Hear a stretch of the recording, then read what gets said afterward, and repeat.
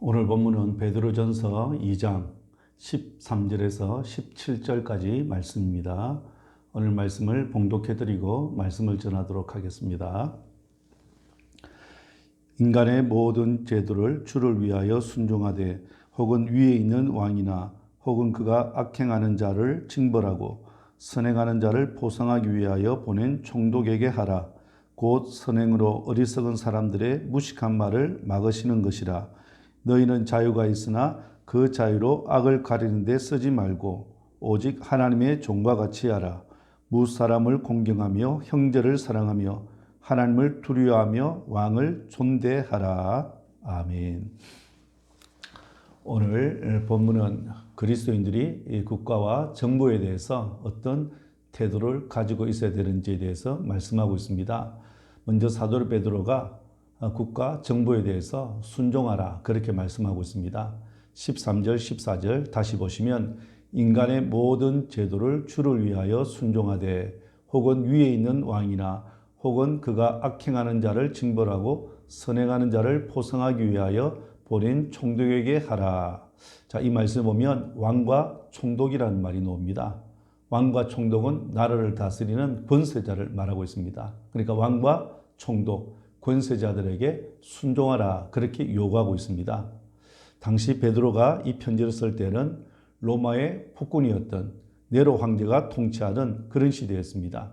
사도 베드로가 이런 편지를 썼던 당시 성도들은 로마의 통치하에서 식민지 생활을 하면서 압제와 또 경제적인 약탈을 당했던 그런 시대였습니다. 그런가 하면 종교적으로 황제 숭배를 강요하는 그런 상황이었습니다. 기독교에 대한 무서운 박해와 핍박으로 인해서 많은 그리스도인들이 피를 흘리고 순교를 당하고 있던 그런 상황이었습니다. 이렇게 사회정의가 실현되지 못하는 로마 제국의 압제 가운데 얼마든지 정권 퇴진 운동을 할 수 있었습니다. 요즘처럼 얼마든지 거리로 나와서 투쟁하고 데모할 수 있었을 겁니다. 그런데 이 편지를 쓰고 있는 베드로 자신도 로마 황제의 핍박으로 인해서 순교를 당했던 사람이었습니다. 그런데 사도 베드로가 이러한 악한 로마 정부의 권세자들에게 순종하라 그렇게 말합니다. 자, 그러면 왜 사도 베드로가 악한 로마 정부에 순종하라 그렇게 말을 했을까요? 첫 번째는 국가와 정부가 없는 것보다는 있는 것이 낫기 때문에 그렇습니다. 성경은 국가의 기원은 아담의 범죄로부터 찾습니다. 인간이 타락하고 죄에 빠짐으로 인해서 사회 질서가 파괴되고 무너지게 되었습니다. 그렇기 때문에 하나님께서 국가를 세우시고 정부와 관리들을 세우셔서 타락한 인간을 통치하신다는 것이 성경에 근거한 국가관입니다. 2010년에 IT의 지진이 일어났을 때 엄청난 인명피해가 있었습니다. 사망자가 30만 명에 가까우고 또 피해자는 200만 명으로 인구의 3분의 1이 이렇게 엄청난 피해를 입었다고 합니다. 그야말로 나라가 아비규환에 빠지고 말았습니다. 얼마나 큰 피해가 있었으면 당시 이 정부가 아무런 것도 할 수가 없었어요. 마치 무정부 상태와 같이 되고 말았습니다. 이때 미국의 오바마 대통령이 IT 대통령과 아무리 연락을 하려고 해도 연락이 두절되었다고 합니다.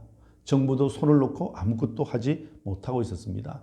이렇게 무정부 상태가 되니까 많은 사람들이 약탈과 폭행을 일삼고 말았습니다. 한마디로 무법천지가 되고 말았습니다. 힘없는 국민들은 IT를 탈출하기 시작했습니다. 결국 미국 오바마 대통령이 미국 병력 10,000명을 투입되고 또 각 나라에서 치안 유지와 구호 활동을 벌이면서 서서히 진정 국민에 들어섰다고 합니다.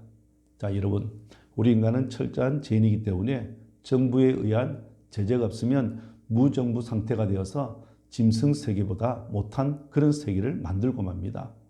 정부의 법과 그리고 제도로 통치하고 있기 때문에 이 정도로 나라가 유지되고 있는 것이지 정부의 법과 제도가 통제가 되지 않는 무정부 상태에 있으면 우리가 사는 세상 역시 무질서와 무법천지의 세상이 되고 말 겁니다. 약탈과 폭행과 살인이 만연한 세상, 힘이 지배하는 그런 세상이 되고 말 겁니다. 이런 무질서한 세상 속에서는 하나님의 뜻이 실현될 수 없고 복음을 전할 수가 없게 됩니다. 하나님께서 국가 정부를 세워두신 것은 인간의 죄를 억제해서 사회 공적인 질서를 유지하기 위해서라고 할 수 있습니다. 종교개혁자인 존 칼빈은 인간에게는 이중적인 정부가 있는데 하나는 영적인 정부요, 다른 하나는 정치적인 정부다. 그렇게 이야기했습니다. 모든 그리스도인들은 이 세상을 살아갈 때 두 정부에 속해 있고 또 두 정부 밑에서 살아간다고 할 수 있습니다. 하나는 영적인 정부인 하나님 나라의 백성으로 또 살아가고 있고 또 하나는 세상적인 정부인 대한민국의 한 사람으로서 살아가고 있습니다. 우리 성도들은 하나님 나라에 속한 사람들이지만 동시에 이 세상에 발을 붙이고 살아가는 사람들이라 할 수 있습니다.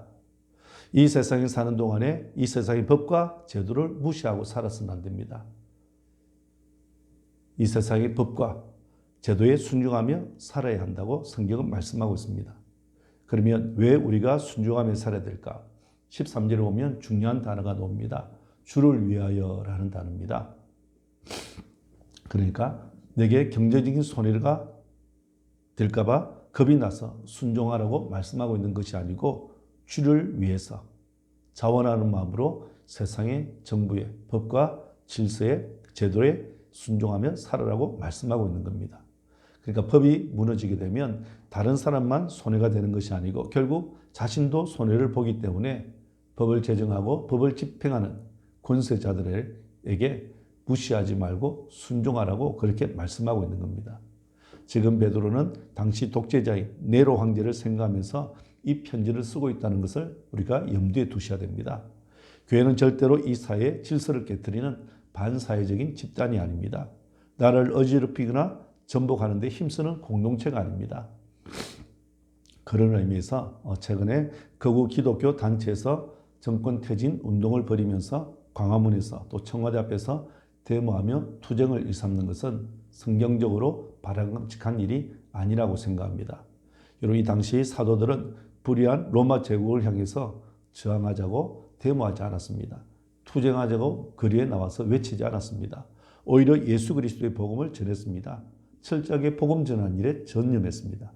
왜냐하면 복음만이 사람을 변화시키고 복음만이 새로운 과정과 질서를 세워나갈 수 있기 때문에 결국 복음을 전함으로 그 무서운 로마 정권은 무너지고 말았습니다. 기독교를 국교로 공인하고 말았습니다. 복음의 힘이 그만큼 강하기 때문에 그렇습니다. 로마서 13장 1절에 보면 사도 바울이 이런 말씀을 합니다. 각 사람은 위에 있는 권세들에게 복종하라. 권세는 하나님으로부터 나지 않음이 없나니 모든 권세는 다 하나님께서 정하신 바라. 바울도 기독교에 대한 핍박이 심할 때 로마서를 쓰면서 위에 있는 세상 권세자들에게 복종하라고 말씀하고 있습니다. 하나님을 인정하지 않고 하나님을 무시하고 황제 숭배를 강요하도록 했던 그런 로마 나라지만 바울은 의도적으로 반정부 행위를 한다든지 사회 질서를 깨트리는 일을 하지 않았습니다. 세상 정부가 국가가 하는 일이 다 잘하는 것은 아니지만 그럼에도 불구하고 나라의 안정과 그리고 평안과 질서를 위해서 우리가 그 제도와 법에 순종하며 살아야 된다는 겁니다. 이런 점에서 보면 예수님께서도 우리에게 귀한 모범을 보여주셨습니다. 당시 로마 총독인 빌라도 앞에 나가서 예수님께서 재판을 받으셨습니다. 그 재판은 분명히 불의한 불법 재판이었습니다. 그 재판이 이루어지는 과정뿐만 아니라 죄 없는 사람을 처형하려고 했기 때문에 분명한 불법 재판이었습니다. 그런데도 예수님은 그 불법 재판에 임해서 재판을 받으시고 그 불의한 재판으로 인해서 죽임을 당하셨습니다. 예수님은 절대로 저항하지 않았습니다. 오히려 요한복음 19장 11절에 보면 예수님이 이런 말씀을 하세요. 예수께서 대답하시되 위에서 주지 아니하셨더라면 나를 해할 권한이 없었으리니 그러므로 나를 내게 넘겨준 자의 죄는 더 크다 하시니라 말씀하셨어요. 이 보면 위에서 주지 아니하셨더라면 나를 해할 권한이 없었으리니 여러분 이게 무슨 말씀일까요? 예수님 당신을 해할 권한을 하나님께서 이미 빌라도에게 주셨다는 그런 의미입니다. 예수님은 자신이 비록 불법 재판을 당하셨지만 빌라도가 가진 권한은 하나님께로부터 왔다는 것을 인정하신 거예요. 그러나 중요한 사실은 예수님은 빌라도를 인정한 것이 아니고 빌라도에게 권세를 주신 하나님을 인정하셨다는 걸 기억하셔야 됩니다. 하지만 그러한 재판을 했던 이 빌라도의 죄는 예수님께서 뭐라고 그러셨어요? 더 크다. 그렇게 말씀합니다. 빌라도의 죄는 더 크다고 말씀합니다. 자신에게 주었던 그 하나님의 권한을 잘못 사용했기 때문이라는 거예요. 하나님 주신 권위를 잘못 사용하게 되면 그에 따라 하나님의 무서운 심판이 따른다는 것을 기억하셔야 됩니다.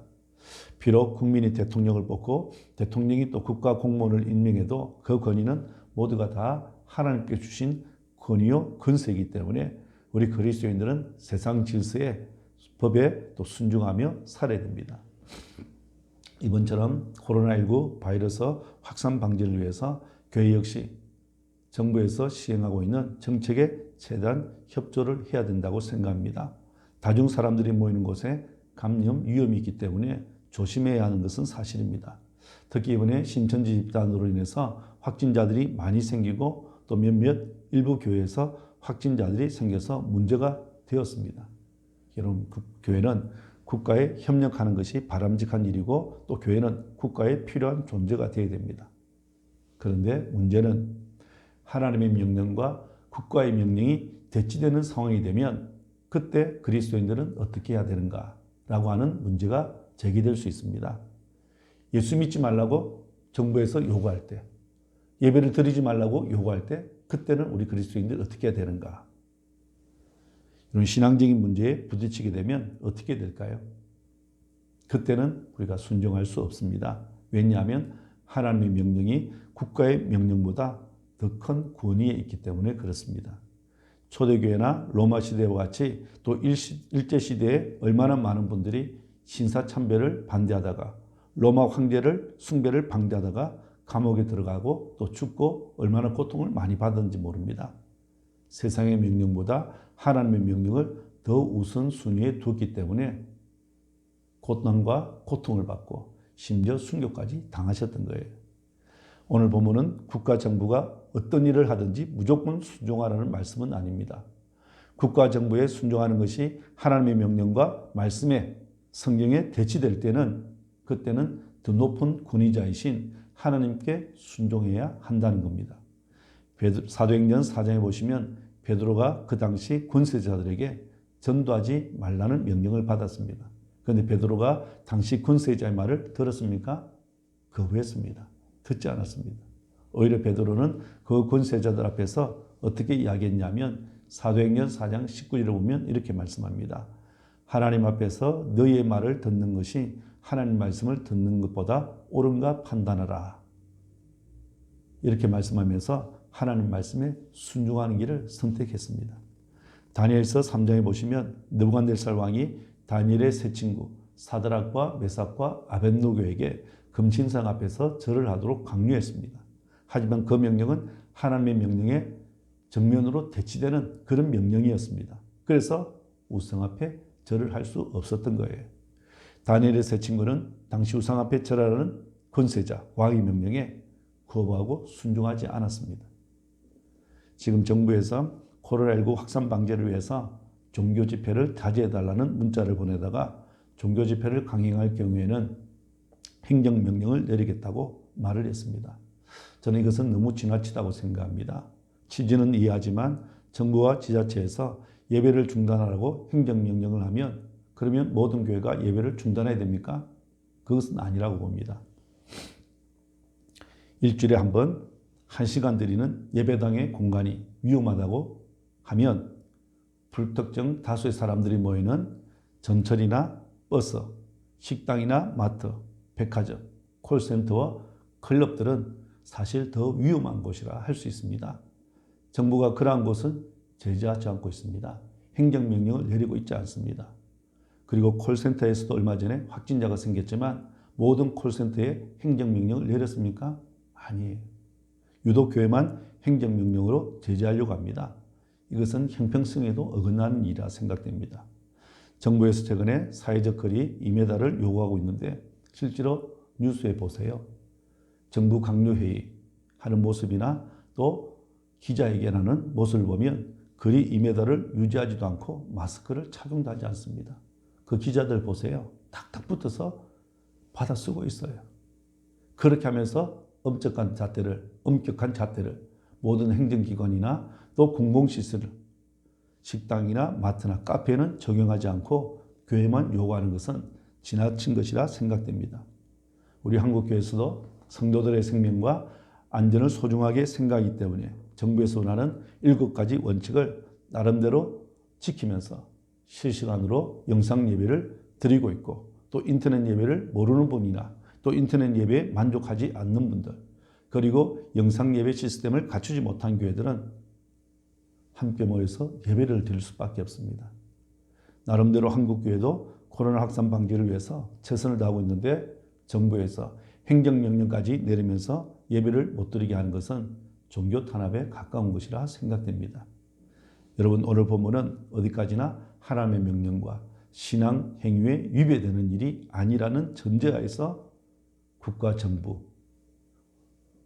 대통령과 그리고 공무원들에게 순종하는 것을 말하는 것이지, 하나님의 명령과 신앙의 행위에 위배되는데도 순종하라고 하는 말씀은 아니라는 걸 기억하셔야 됩니다. 그리고 오늘 본문에 보시면 권세자들에게 순종해야 되는데 어떤 자세로 순종해야 되는가? 오늘 17절에 보시면 무사람을 공경하며 형제를 사랑하며 하나님을 두려워하며 왕을 존대하라 말씀합니다. 이 무사람이란 모든 사람을 뜻합니다. 왕이나 위정자, 형제들을 다 포함하는 이야기입니다.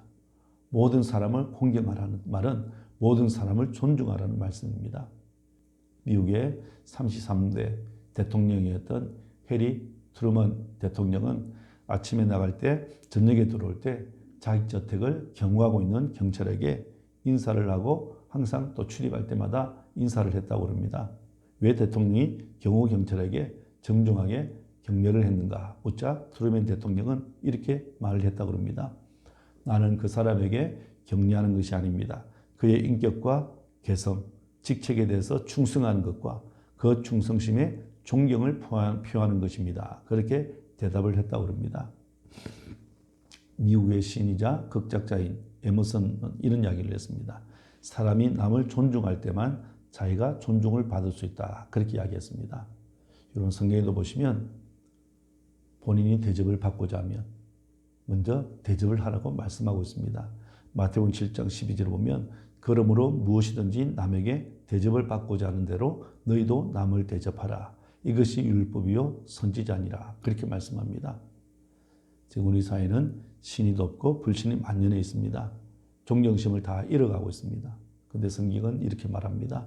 오직 모든 사람을 공경하며 형제를 사랑하며 하나님을 두려워하며 왕을 존대하라. 그렇게 말씀하고 있습니다. 말씀을 정리하겠습니다. 우리 그리스도인들은 이 세상에 살고 있는 한 이 세상의 법과 제도, 질서를 잘 지켜야 됩니다. 조금 전에도 말씀드린 것처럼 하나님의 명령과 신앙의 행위에 위배되지 않는 한 주님을 위해서 세상 권세자들에게 순종하는 자세를 가져야 됩니다. 뿐만 아니라 대통령과 높은 지위에 있는 사람들을 위해서 우리가 기도할 수 있어야 됩니다. 디모데전서 2장 1절 2절을 보면 이런 말씀이 있습니다. 그러므로 내가 첫째로 권하노니 모든 사람을 위하여 간구와 기도와 도구와 감사를 하되 임금들과 높은 지위에 있는 모든 사람을 위하여 하라. 이는 우리가 모든 경건과 단정함으로 고요하고 평안한 생활을 하려 함이라. 왜 우리가 임금과 높은 지위에 있는 사람들을 위해서 기도해야 되는가? 그 이유를 우리가 모든 경건과 단정함으로 고요하고 평안한 생활을 하기 위해서라. 그렇게 말씀하고 있습니다. 우리가 평안하게 신앙생활을 할 수 있도록 하기 위해서 우리가 누구를 위해서 기도해야 됩니까? 이 땅의 임금들, 그죠? 대통령과 높은 지위에 있는 사람들 위해서 기도할 수 있어야 됩니다.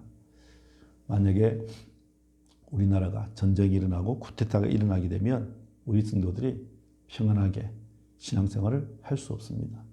직장생활이나 사업도 마찬가지입니다. 평안하게 할 수가 없습니다.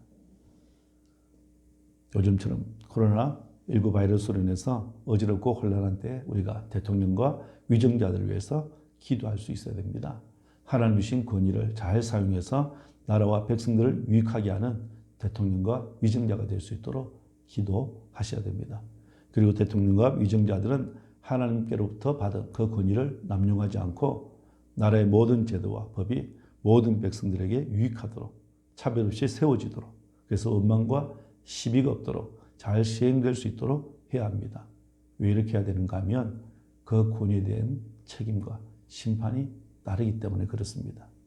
오늘 말씀을 통해서 하나님 말씀과 신앙의 행위에 위배되지 않으나 주를 위해서 하나님이 주신 권세자들에게 순종함으로써 우리가 주님의 뜻이 이 땅에 이루어지고 하나님 나라가 확장되는 일에 힘쓰는 오늘 저와 여러분 되시기를 주님의 이름으로 축원합니다. 아멘.